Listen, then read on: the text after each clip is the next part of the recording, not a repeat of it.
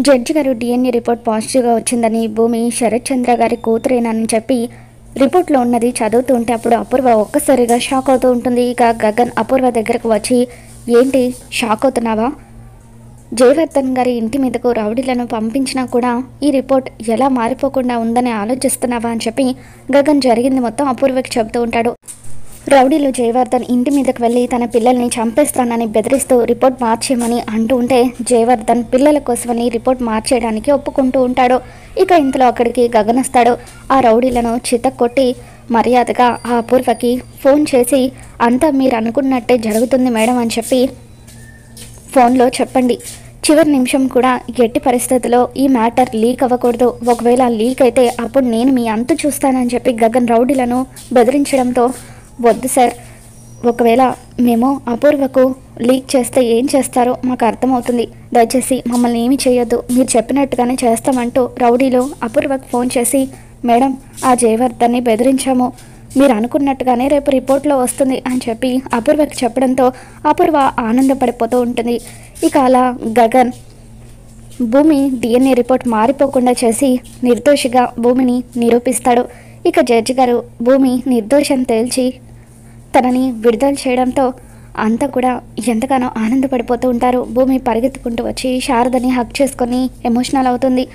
ఇక మీరా కూడా భూమికి క్షమాపణ చెబుతుంది. నన్ను క్షమించమ్మా, ఇన్ని రోజులు నువ్వు నా మేనకోడలు అని తెలియక నిన్ను ఎన్నో మాటలు అన్నానని చెప్పి మీరా కూడా బాధపడుతూ ఉంటుంది. తర్వాత చెర్రీ భూమికి కంగ్రాట్స్ చెప్తూ, నేను నీకు 2 విధాలుగా కంగ్రాట్స్ చెప్తున్నాను, ఒకటి ఫ్రెండ్గా, ఇంకొకటి నీ బావగా అని చెప్పి అంటూ ఉంటాడు.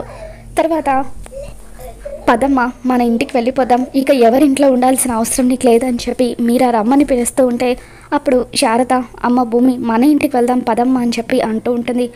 నా మేనకోడల్ని రమ్మనే హక్కు నీకెక్కడుంది అని చెప్పి మీరా శారదతో గొడవ పడుతూ ఉంటుంది. తను నాకు కాబోయే కోడలు, అందుకే తనని ఆ హక్కుతోనే నా ఇంటికి రమ్మంటున్నాను, రామ్మ మన ఇంటికి వెళ్ళిపోదామని చెప్పి శారద అంటూ ఉంటే అప్పుడు భూమి మీరాతో, నన్ను క్షమించండి అత్తయ్య, నేను ఈ సిటీకి ముందుగా వచ్చినప్పుడు చెర్రీ నాకు ఒక ఇల్లు చూపించాడు, నేను ఆ ఇంటికే వెళ్దాం అనుకుంటున్నాను, నేను ఈరోజు ఇలా ఉన్నానంటే దానికి కారణం ఆ కుటుంబమే, ముందు అక్కడికే వెళ్ళి తర్వాత మీ దగ్గరికి వస్తానని చెప్పి నాకు ఇద్దరు 2 కళ్ళ లాంటి వారు అని చెప్పి భూమి అంటూ ఉంటుంది. ఈ అత్తయ్య నీ కోసం ఎప్పుడు ఎదురు చూస్తూనే ఉంటుంది అని చెప్పి మీరు అక్కడి నుండి వెళ్ళిపోతుంది.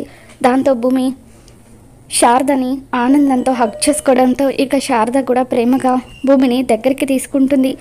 మరోపక్క భూమి జయవర్ధన్ దగ్గరికి వెళ్తుంది. రామ్మ నీకోసం ఎదురు చూస్తున్నానని చెప్పి జయవర్ధన్ అంటూ ఉంటాడు. సార్, ఆ అపూర్వ రౌడీలను పంపించిన మీరు బెదిరిపోకుండా నిజాయితీగా రిపోర్ట్ని మార్చకుండా సబ్మిట్ చేశారు, మీరే లేకపోతే నేను ఏమైపోయేదాన్నో అని చెప్పి భూమి దండం పెడుతూ ఉంటే, రౌడీలను పంపించి పిల్లల్ని చంపేస్తానని బెదిరించినప్పుడు నేను కూడా భయపడిపోయానమ్మా, ఇన్ని సంవత్సరాల నా నిజాయితీ పక్కన పెట్టేసి రిపోర్ట్ మార్చడానికి సిద్ధపడ్డాను, కానీ అప్పుడు వచ్చాడమ్మా, వాడి పేరు గగన్, ఆ రౌడీలను చితక్కొట్టి వాళ్ళకి వార్నింగ్ ఇచ్చి నా నిజాయితీతో పాటు నిర్దోషివైన నిన్ను కూడా కాపాడాడు అని చెప్పి గగన్ గురించి అతను ఎంతో గొప్పగా చెప్పడంతో భూమి ఎంతగానో ఆనందపడిపోతూ ఉంటుంది.